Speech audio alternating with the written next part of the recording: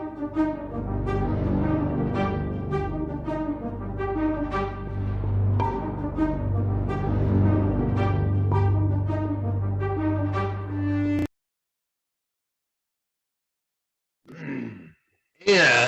welcome back to another edition of the Investor Guys podcast. Bill, how's it going?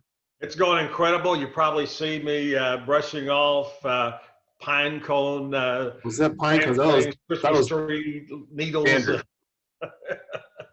was a Head and Shoulders commercial you just finished up with. There you go.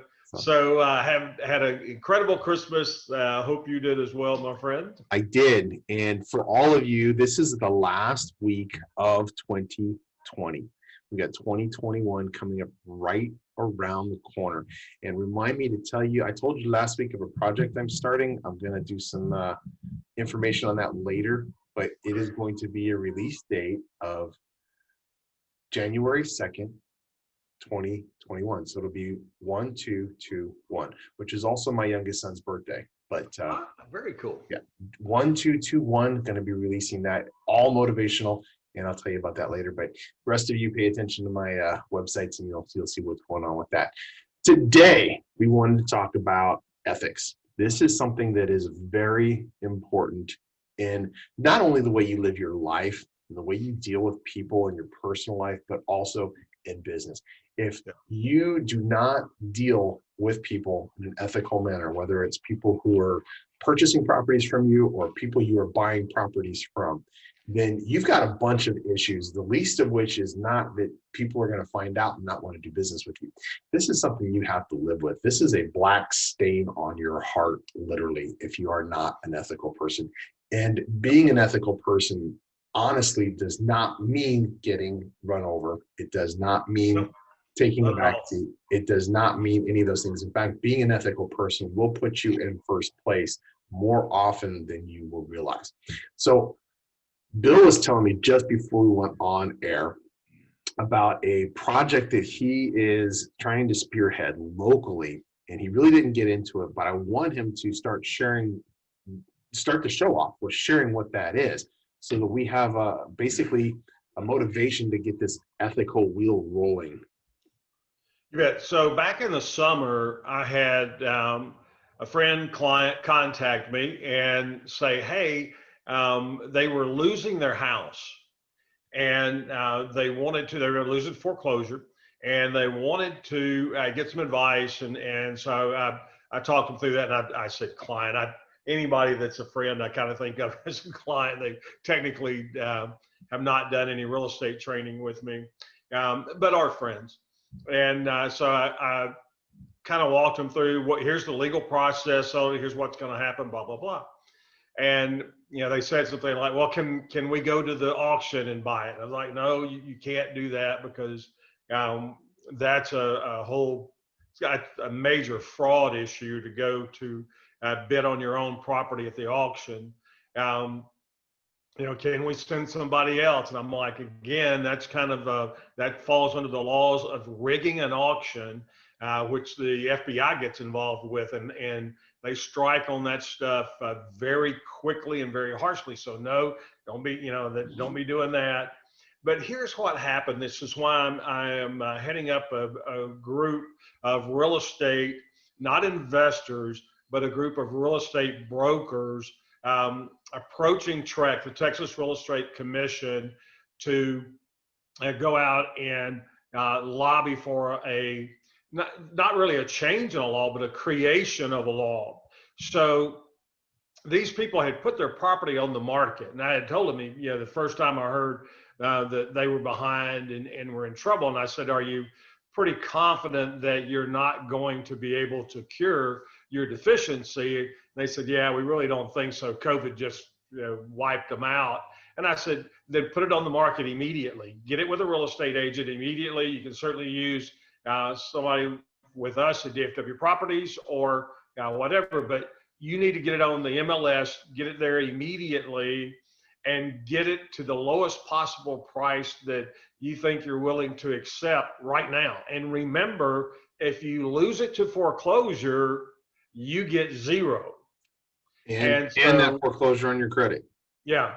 And If you ever talk to a credit underwriter or a mortgage underwriter, you'll find out that foreclosure on your credit report is more damaging than bankruptcy, because you can have a foreclosure and not have a bankruptcy, and that is going to be more damaging than if you just had a straight bankruptcy. So bankruptcy is actually, if you only have one, a fairly easy item to overcome moving forward and to rebuild your credit. But man, if you just have a foreclosure, then you've got an issue there. So I said that let's get it immediately to some, get it with the listing agent. And they said, well, we have a really good friend.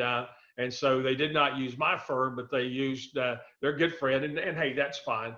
And so they get an offer and they send the contract over, and the number was an acceptable number for them. It wasn't a great number, but it was an acceptable number. And they said, hey, will you just look at this and see if there's any issues? And I said, sure. So I looked at it and I called it back and I said, you have a gigantic issue here. Their proposed closing date is the day after the auction. So this contract is on the face of it null and void, because it's not going to matter that you're under contract unless the bank is willing to recognize this contract, which they do not have to do. It is their option to say no to that. So you're going to have an issue with that. Now, if they say no, it's going to be sold at the auction again. You're going to get zero.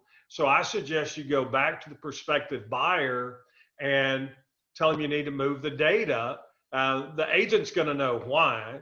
Whether they say anything to the prospective buyer or not, that's up to the agent. But the agent's going to realize that that's because the house is being foreclosed on, which they probably knew anyway. There's a couple more minutes to this. So we're at a break time. So what we're going to do is we're going to take a quick break here, come back, we'll finish up with this and the ethics to foreclosure, selling in an auction, buying in an auction, those kind of things. We'll be right back after this break with more Investor Guys podcast. See you in a minute.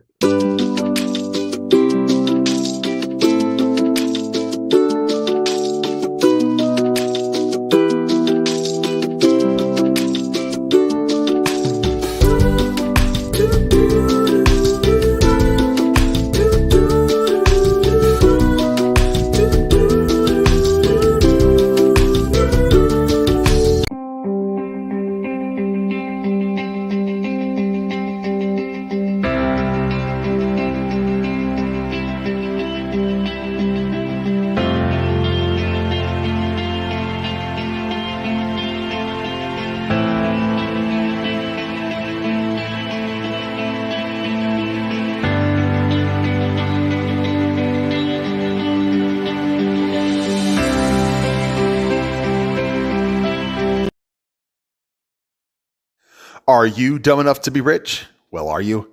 Bill Barnett's critically acclaimed book, Are You Dumb Enough to Be Rich?, is a personal account of Bill's own journey to becoming a real estate investor.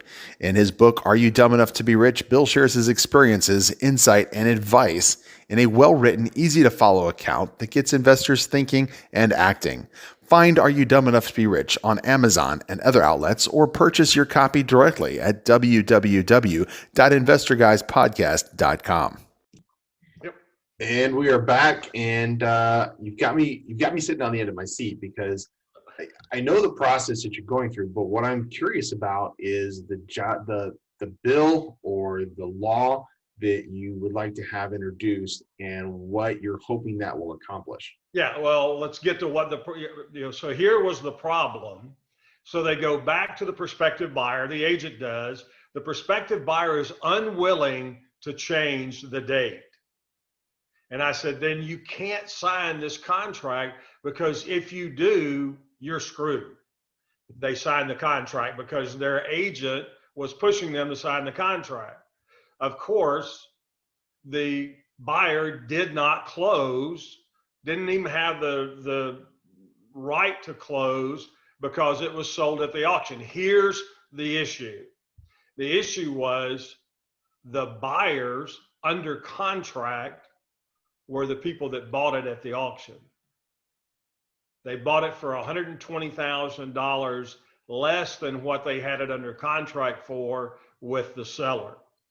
So they called me when they found this out. I did a little investigation, which wasn't really hard to do. Found out, yep, the same LLC that entered into them with a contract was the same LLC that purchased it. I called my real estate attorney. He said, I don't think there's a problem with that. Let me check on it. So he calls me back and he goes, look, it's a sleazy, sorry ass thing to do, but it's not illegal.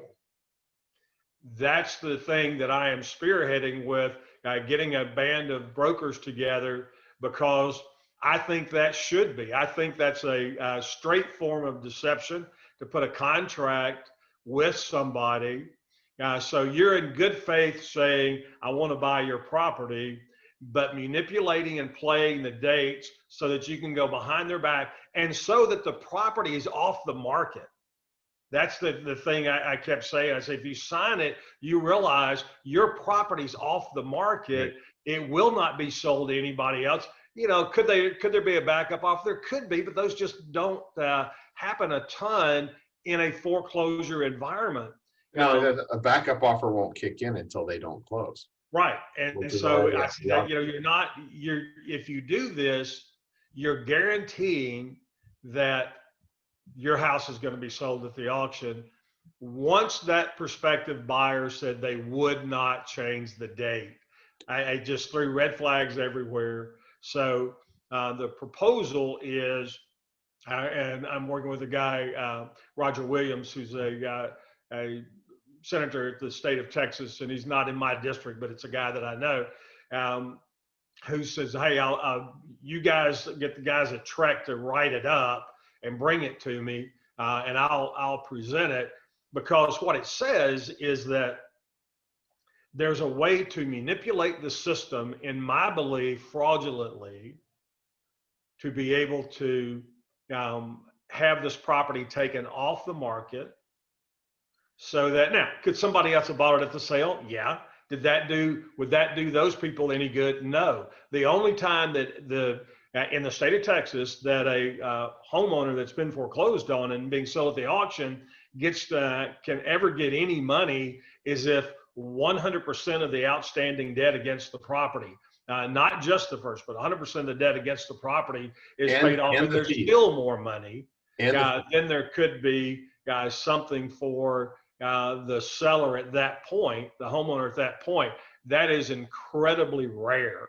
You get a lot of what I call trumped up attorney fees that get thrown in and all kind of stuff. But so rarely does that happen. Is it possible? Yes.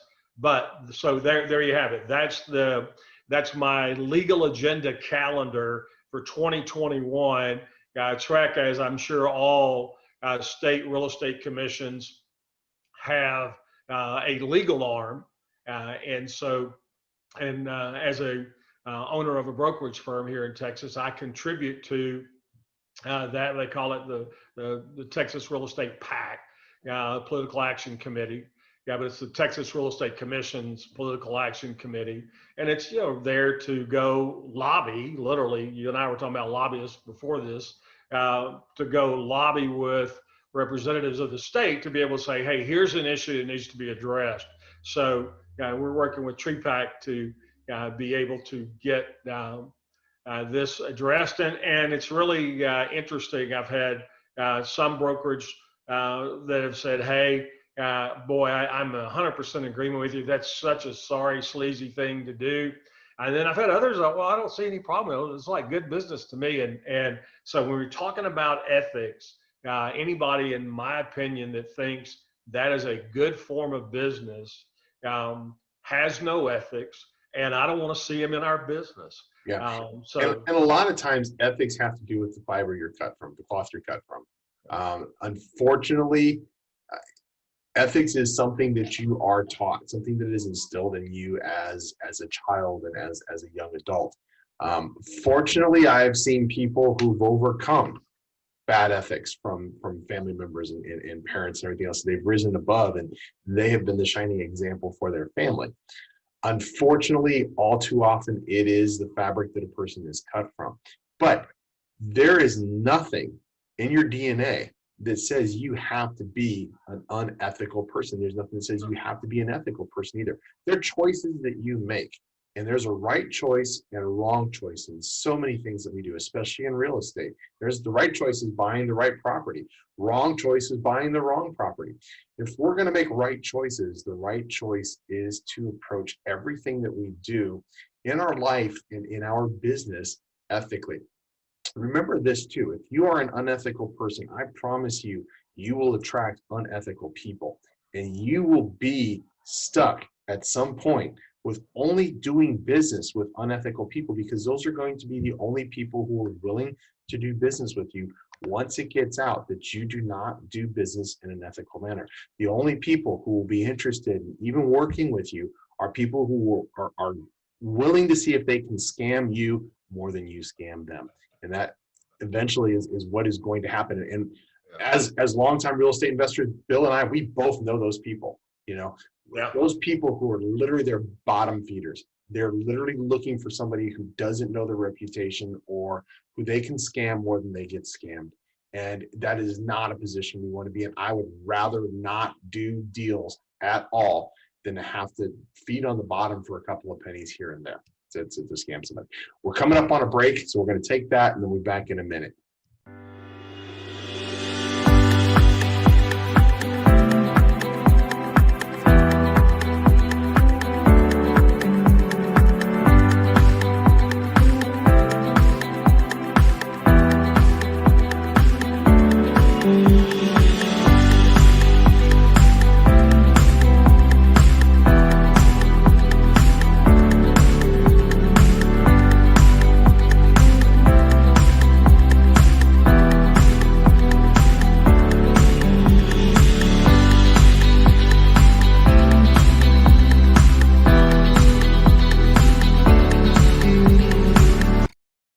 Are you dumb enough to be rich? Well, are you?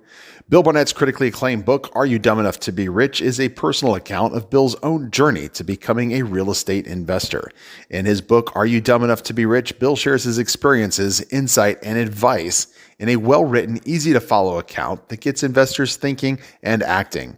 Find Are You Dumb Enough to Be Rich on Amazon and other outlets, or purchase your copy directly at www.investorguyspodcast.com.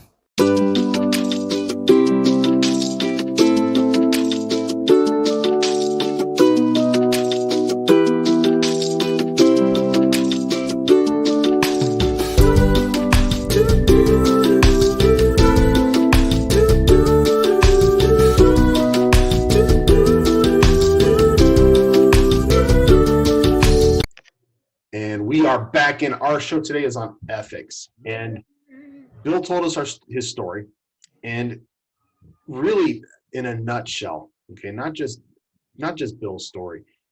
Everything that we do in our life, and we said this just a minute ago before the break, needs to be ethical. Everything we do in our business needs to be ethical.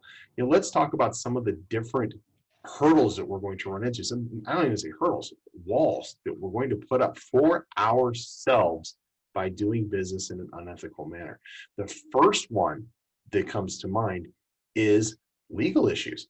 Every single state has ethical laws built into the way we do business with our real estate deals. So whether we're an investor or not, we're still purchasing and we are still selling real estate. So if we're purchasing real estate, and depending upon the state that we're in, they have different requirements.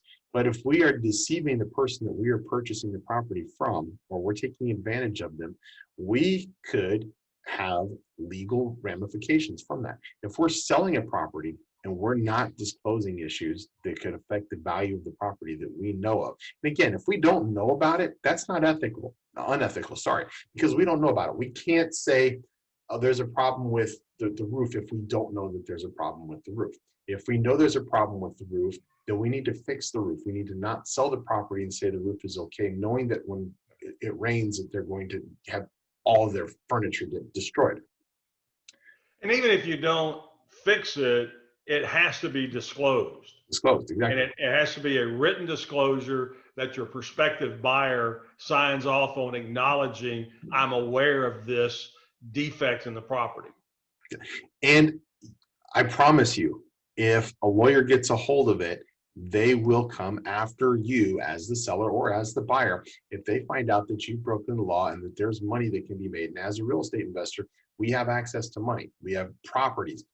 We are a target if we don't protect ourselves, and that's a different show for a different day. Real quick story, and I actually showed pictures of this every once in a while to other investors. As a contractor, we gutted a house in Westminster, California, that had been a flip house. It had had mold and everything else on it. The investor that purchased it from the bank foreclosed on it because it got shut down. It was actually a grow house. It was a marijuana grow house. And when the house was busted, the bank ended up taking over because nobody paid for it because the people who had bought it were probably in jail. Investor flipped it, basically just painted everything over, all the mold and everything else. Basically, a grow house is a greenhouse, okay? So it's got water going all the time. They put in floors. I got to it a year and a half later. This person had purchased the house. They had put tenants in it, and the tenants were having issues. There's just mold coming out of the walls, coming out of the floorboards, coming out of everywhere. We gutted this entire house. We pulled all the drywall off of it. We pulled all the floorboards out of it. There was mold on every single stud, every single rafter, every single joist, everywhere. The person who flipped this house knew this because we saw where they added different things on, and we could tell when they added things on. We told the lady who owned this house, call your attorney, because they didn't disclose any of this information. They knew it because they put this window in, and they put new stock right up against moldy stock. So they were sued for not only the purchase price of the house, but they also paid about $250, or I don't know if they paid it, but they were sued for an additional $250,000 for damages on top of the purchase price of the house, which in California is $1 million. Yeah. That is not something that a house flipper has budgeted for, and that is something that they were crossing their fingers and hoping wouldn't come back to bite them in the butt. But I promise those things always do. If you're an unethical person and you do business that way, it comes back to bite you in the butt. And here's the thing. When we were doing that property, we deal with inspectors. The inspector knew the person who did this property, and he said they didn't get permits to do the new window that they put in. They didn't get permits to do the things that they did they're supposed to do. The inspector knew exactly who had flipped the property. The person who lived across the street was a city inspector for another city. He was the city inspector for Anaheim Hills. He knew the flipper, and he knew that the flipper did those types of things all the time. Wow. That information gets out. And unfortunately, this lady, her name was Stephanie. The lady did not know when she bought the property from this person, but I hope that he gets stung enough times with lawsuits and everything else that he has to pay out of his pocket. And I hope that legal consequences happen to him so that when he buys a house, people are paying more attention. Inspectors are paying more attention, but it will always come back to haunt you. And it is just not worth taking those chances. And you know what, more than that, and I know Bill feels the same, this is a black stain on your soul. If you do business this way and you treat people this way, this is something that you need to go to church for and baptize yourself. This is not the person you want to be, and you're not the person anybody else wants to do business with. So that's what you need to keep in mind. All you have to do is ask yourself, is this right or wrong? Put yourself in the other person's position. If the roles are reversed here and I'm on the buying end of this property, I'm on the receiving end of whatever happens to be wrong with this property that I know about, am I going to be okay with that? And you're not.